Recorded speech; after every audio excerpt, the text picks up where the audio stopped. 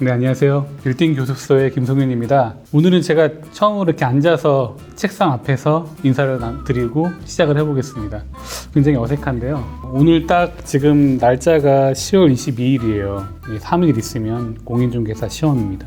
저도 이제 10년도 더 전에 이제 자격증 그 2차 시험 보러 간 그 날이 정확하게 기억 안 나지만 지금처럼 날씨가 확 추워지는 그 시기에 심적으로 되게 부담 느끼고 마음이 춥게 그 시험장에 들어갔던 그런 기억이 좀 나네요. 그래서 이 영상에 나가는 그 기준에서는 시험이 끝났겠지만 그래도 수험생 여러분들 너무 힘내시고 좋은 결과 있으시길 바랍니다. 그래서 오늘은 특별하게 항상 이제 투자자분 위주로 좀 준비를 했다면 그 시험 보는 인원들을 대상으로 해가지고 뭐 장래 그 취업 쪽에서 어떤 루트로 많이 가고 어떤 업무를 보시고 그리고 어떤 영역에서 일을 하는지에 대해서 한번 설명을 해드릴게요.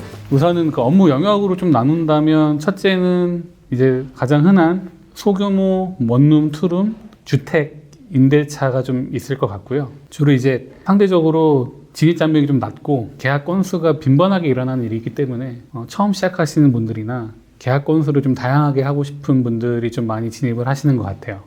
모든 중개 업무가 똑같은데 공통적으로 지금 들어가는 게 이제 광고비랑 그리고 이제 인건비인데 처음 하시는 분들은 이 투룸 원룸 이게 소규모 대학가나 이런 주택 임대 하실 때는 이 광고를 어떻게 하느냐에 따라 본인의 그 수입이 결정된다고 보시면 되고 대부분 이렇게 한 달에 몇 건 이상의 그런 계약이 나오는 건이기 때문에 주로 기본급이 거의 없고 그냥 중개 업무 사무사 대표가 이제 쉐어하는 형태로 좀 간다고 하네요.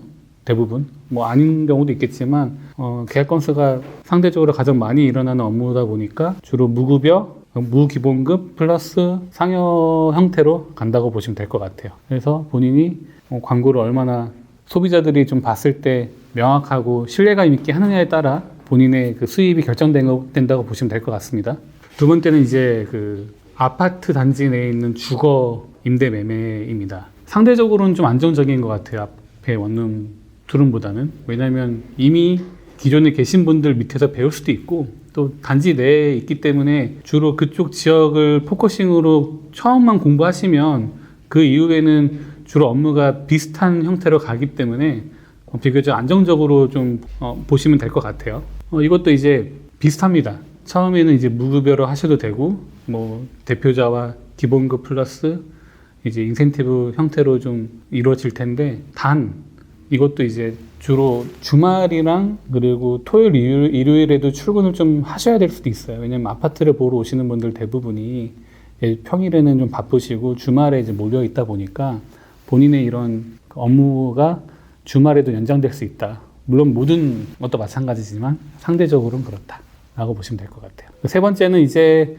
상가 임대, 사무실 임대 형태인데요. 사무실부터 말씀드리면 주로 사무실은 법인 형태가 좀 더 많은 것 같아요. 상대적으로 로컬보다는. 그래서 CBD 같이 대형 업무 시설이 좀 포함되어 있는 쪽은 메이저급 상가 전문적으로 하는 법인도 있는 걸로 알고 있는데 거기도 똑같이 기본급이 없으면 상여가 좀 더 많고 한 5대5 이렇게 되는 것 같아요. 처음에는. 아니면은 위에 사수가 있다면 그쪽에 어느 정도 더 처음에는 본인 상여를 줄이고 상급자한테 더 가는 그런 형태 초반에는 그렇게 하다가 본인이 업무 역량이 좀 쌓이고 기간이 늘어나면 뭐 건에 따라서 그 이상은 본인의 인센티브가 올라가는 형태로 볼 수 있을 것 같습니다. 이것도 선택사항 기본급이 있냐 없냐에 따라서 본인의 업무 스타일이나 그 페이가 좀 달라질 것 같아요. 주로 처음 아예 시작하는 사회초년생들 같은 경우에는 기본급을 얹고 가는 게 좀 많을 것 같고요. 어느 정도 사회 경험이 있으시거나 사회 경험 있게 시작하시는 분들 또 본인이 어느 정도 여유 자금이 있으신 분들 같은 경우에는 무페이로 그냥 상여 형태로 가는 게 많다고 합니다. 그래서 본인의 스타일에 따라서 선택을 하시면 좋을 것 같아요. 추가적으로 이제 분양 업무에 대해서도 좀 물어보시는데 엄연하게 분양 업무와 중개는 다른 영역이에요. 그러니까 분양은 분양 대리라고 해가지고 시행하는 분양 주체와 그리고 따로 대리 계약을 해가지고 하는 형태이기 때문에 엄연히 그 공인 중개사 업무가 좀 다릅니다. 그래서 좀 그 차이를 좀 알고 시작하시면 좋을 것 같고요. 주로 이제 그쪽에 안정적으로 그 한 곳에 있는 게 아니라 옮겨 다니셔야 되기 때문에 그 차이가 있을 것 같고, 자격증이 없으셔도 처음에는 분양 대행을 할 수 있기 때문에 진입 장벽이 좀 낮죠. 다만 이제 지방으로 가셨을 때에는 본인이 그쪽에 숙식도 해결하셔야 되기 때문에 어떨 때는 마이너스가 날 수 있다. 참고하시면 좋을 것 같습니다. 그리고 이제 제가 하고 있는 빌딩 업무인데, 빌딩 업무 자체는 아시다시피 이제 제가 처음부터 빌딩 업무만 계속 했으니까 가장 정확하게 알려드릴 수 있는데요. 뭐 2년에서 3년까지는 이제 거의 기본급 플러스 그 인센티브 형태로 간다고 보면 될 것 같고요. 그 이후에 팀장으로 진급이 되시면 회사와 정확하게 무급의 형태의 그런 인센티브 형태로 보면 될 것 같고요.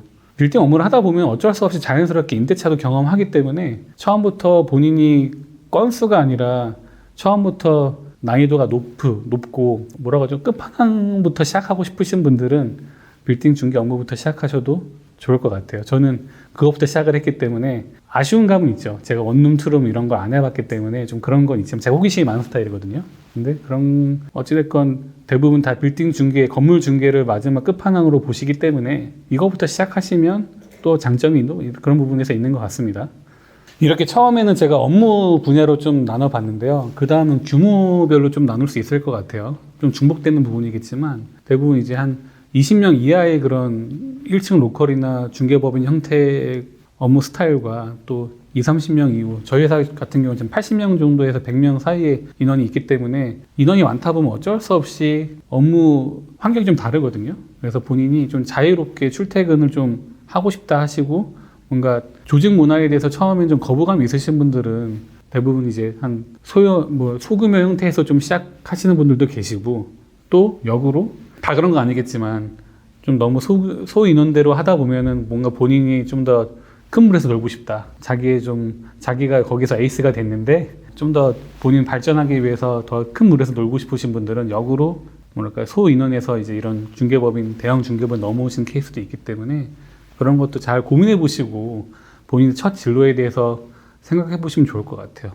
나이가 좀 어리신 초년생 같은 분 같은 경우에는 뭐 선택을 잘못하시더라도 뭐 바로 방향을 틀어서 하실 수 있겠지만, 본인 생각에 나이가 좀 있게 시작하시는 분들 같은 경우에는 신중하시겠죠. 그래서 뭐 여러 업무별로 그리고 규모별로도 뭔가 차이가 있고 또 회사마다 차이가 있으니까 잘 선택을 하시면 좋을 것 같습니다. 근데 제가 다 이렇게 얘기하지만 가장 중요한 건 있어요. 뭐냐면 바로 어떤 사람을 만드느냐가 가장 중요한 것 같아요. 이거는 빌딩 중개, 뭐 부동산 중개, 모든 영업에 다 포함되어 있는 건데요. 과연 어떤 선배를 만나서 그 환경에 있어서 적응하는 것도 굉장히 중요하기 때문에 처음 면접을 보러 갔을 때 본인이 어떤 환경에서 어떤 사람과 일을 해보는지가 가장 중요할 것 같고, 그걸 잘 선택하시는 게 맞을 것 같습니다. 그래서 물론 본인이 영업에 있어서 뭐 특화되어 있거나 어느 환경이든 잘할 수 있다는 분들은 상관이 없으시죠. 다만 그런 환경이 중요하다고 생각하시는 분들은 이게 가장 큰 영향이 있다고 생각하시니까요. 잘 선택하셔가지고 좋은 결과 있으셨으면 좋겠습니다.